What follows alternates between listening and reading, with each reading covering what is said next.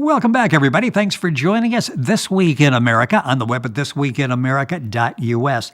Jessica Ivy came from a broken home. Neither one of her parents were there for her. She survived a really big storm. She rose above it all and came out on top, and she says it's by God's grace she is still alive today.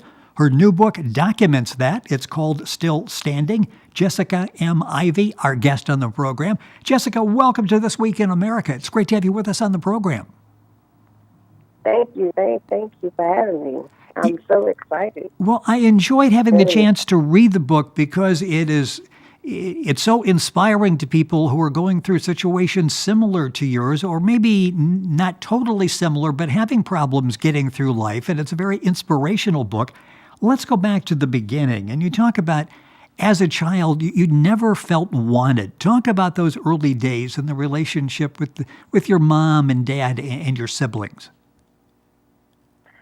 Well, I say that I never felt wanted because, first, my mother, she never really showed us any affection.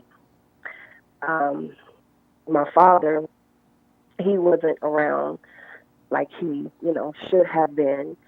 And my mother, I rarely got any hugs from her. I love you, and the kind of affection that the kids are longing for from their parents. And it's like I'm raising myself because I just felt so alone. It's like I didn't have my mother and I didn't have my father, and I didn't know which way to turn. So, that was very hard. And your dad was in and out of your life, wasn't he? He wasn't there all the time. He wasn't a permanent part of your family. Correct. No, he wasn't. And you talk about in the book Still Standing, and when you talk to people who come through similar situations, as children, they almost feel responsible. Maybe it's my fault that mom and dad are not together. You went through that as well, didn't you? Yes, I did. But like I said, it's not my fault, and it's not anybody else's fault that has went through that. It's the parents' fault. Yet, as kids, we may feel that way because we're kids, but it's just not. It's not our fault. And I just want women and men out there that has been through that, or kids that has been through that, or that is going through that, to know that it's not your fault, because it's not at all. That's why the book's Still Standing, and our guest on the program is Jessica M. Ivy. The book is available all around the country. Information at bookventure.com/bookstore. You can link on directly to that by going to our website, thisweekinamerica.us. For so many people, they struggle with that, and you struggled with that, and then finally put everything in proper perspective. And through all of this, you felt that although you thought you were alone, God was there for you. Talk about that support that you felt, knowing that God was there for you. God was there for me. I felt alone because of everything that I was going through with my mother and my siblings, and then my father not being there. And it's like I didn't have anyone to turn to or talk to, because when I've tried to reach out to talk to someone to get help through one of my relatives, it's like they were all one-sided, and they didn't really want to hear anything that I had to say, or they would say something like, "Oh, it's the past, get over it," and that you shouldn't say anything like that to a teenager or a child or whatever, because you went through this like pain on top of pain on top of pain, and it's like you are reaching out to really screaming from the top of your lungs for help, and when nobody is there, that's very hurtful. And that's going to make you feel like you're alone. The book is called Still Standing. It's Jessica M. Ivy's story. It's a very inspirational book and talks about the problems that Jessica went through, how she was able to overcome those. Let's talk about the teen years, because they were difficult years for you. And you even talked about contemplating suicide at one point. Yes. I contemplated suicide a few times because, as I stated, because of the things that I was going through with my mother and my siblings, just like they were just picking fights with me just to start with me, and it's like they had so much hatred towards me, and I don't know why. And so that makes me just want to contemplate suicide, and then by my father not being there, and it's like I didn't have nowhere to turn. It's like, who do I have? At that time, I felt like I didn't have God, even though God was there with me throughout the whole thing. But my parents and siblings is what made me want to contemplate suicide and everything, because the name calling, everything is just the abuse. In the book Still Standing, written by our guest on This Week in America, Jessica M. Ivy, I-V-Y, you talk about, even as a teenager, you wanted to write your story. Talk about that and the fact that you wanted to document it, and obviously at the time you wanted to help other people through similar circumstances. I mean, you were not the only one going through this. By sharing your story, you're able to help other people. Yes, at that time I wanted to write my book, but at that time I wasn't thinking clearly. I wasn't thinking straight to even write my book. And I know I mentioned it to my mother at one point, and she tells me that somebody want to hear anything that I've been through, and that discouraged me. And that was on me, because I let her drag me down. I didn't have to let those negative words drag me down, but at that time I did, because my mind frame, I was there physically, but I wasn't there mentally. I was just so screwed mentally, emotionally.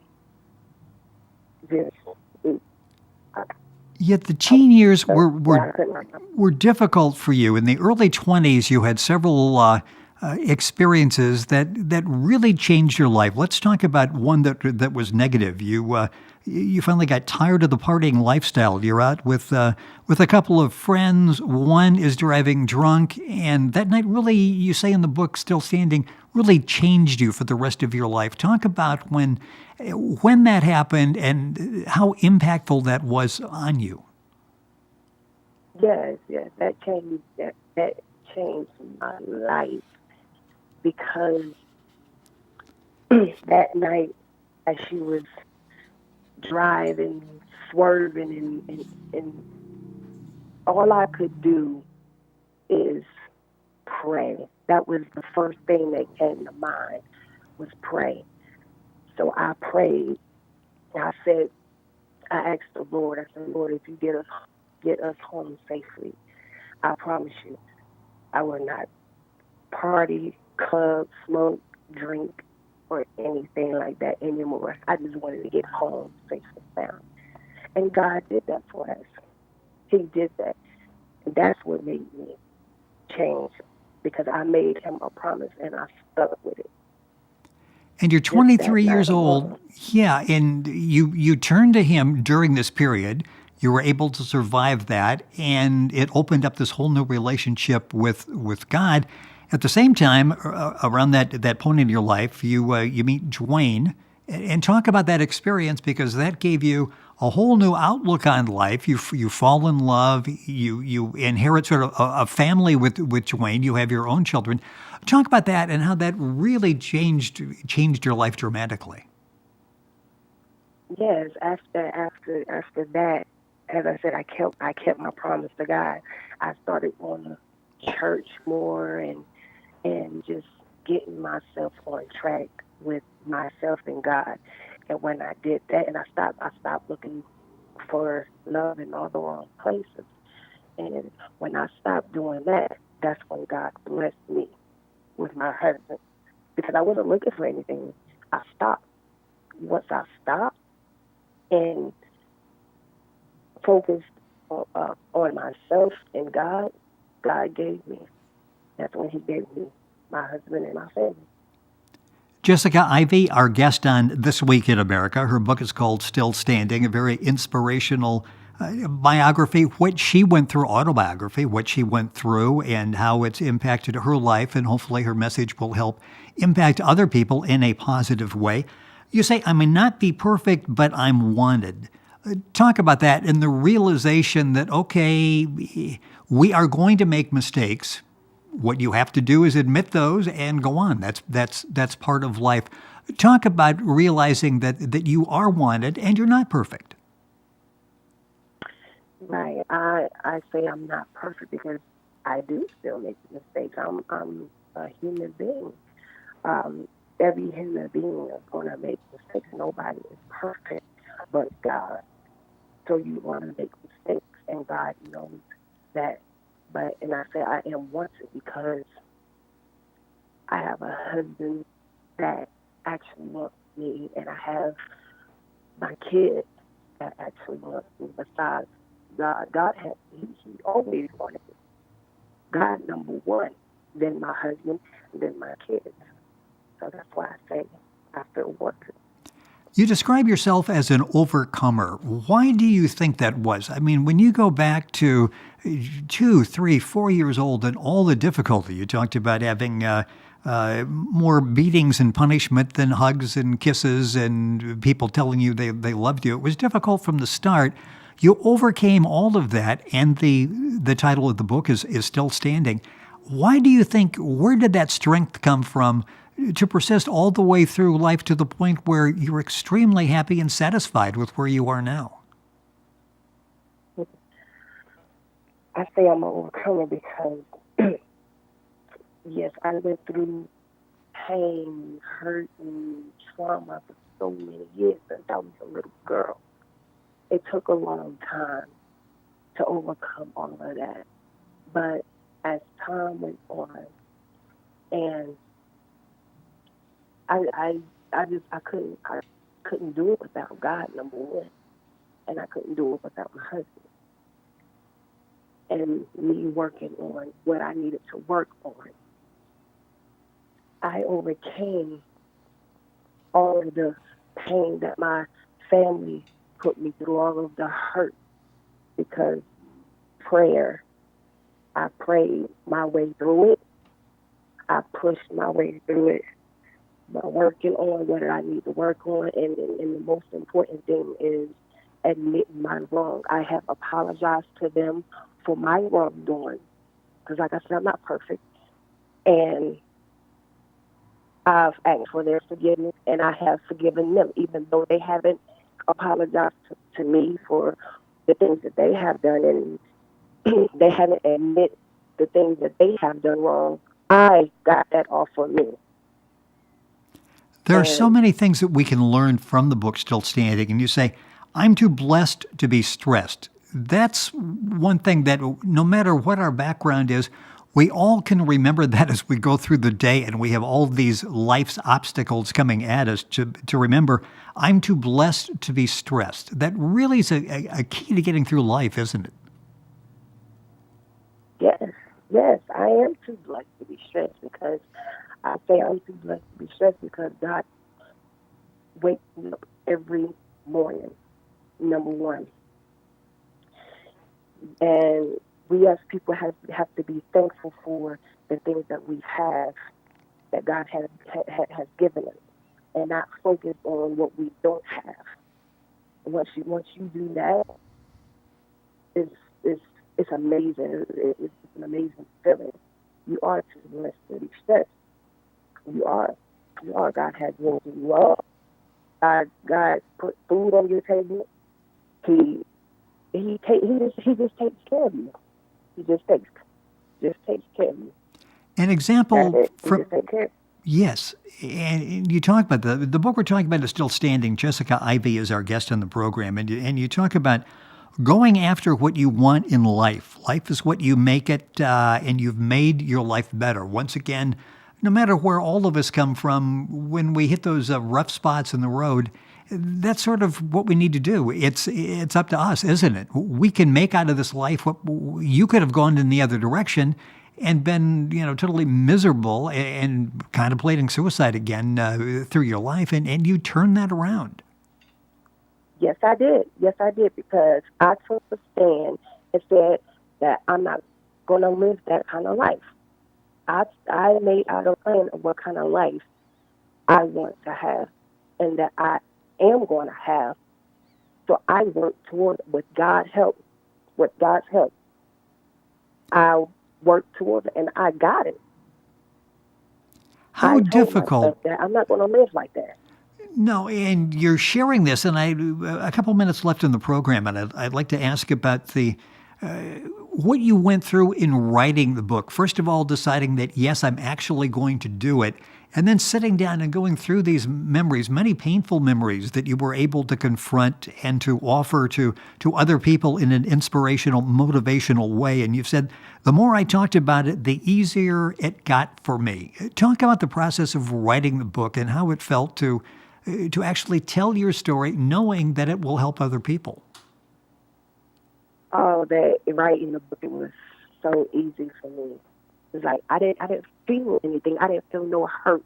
I didn't feel no pain as I was writing the book. I felt good. I felt happy. I felt excited. I felt blessed. That's how I felt writing the book. It doesn't get to me anymore, and I thank God for that. And at the end of the book, you talk about, I stand with my head held high. So it's obvious that you've come to terms and handled that quite well, and the message is there for others. I know the book has just been released. What kind of response are you getting from people who have read the book? Well, I haven't, honestly haven't gotten any responses yet from anyone, because as you stated, the book had just Yes. been released. But I pray that I will get good responses and everything, which I strongly believe I will. I have faith that I will. And I'm sure that you will, because there's so many people that can relate to the situation that you went through, some of the circumstances, in some cases, many of the circumstances you went through, and you are still standing. And that's a great title for the book. Our guest on the program, Jessica M. Ivey. The book is called Still Standing. It's available all across the country. Information at bookventure.com/bookstore. The book's available there as well as Amazon, Barnes & Noble. You can go to our website, thisweekinamerica.us, and link on directly to information on the book at Bookventure. Jessica, really an excellent job with the book and helping other people. Thank you so much for sharing your story on the program. Best of luck, and I'm sure as the book gets out there, you'll be getting some very positive response. And know that because of your story and sharing it, you've been able to help other people. Thank you for being with us. Thank you. Thank you for having me. Once again, our guest Yes, Jessica Ivey is our guest on the program. The book is called Still Standing. It's an excellent, inspirational, motivational book. It's available all across the country. Information by going to our website, thisweekinamerica.us. We're back after these messages.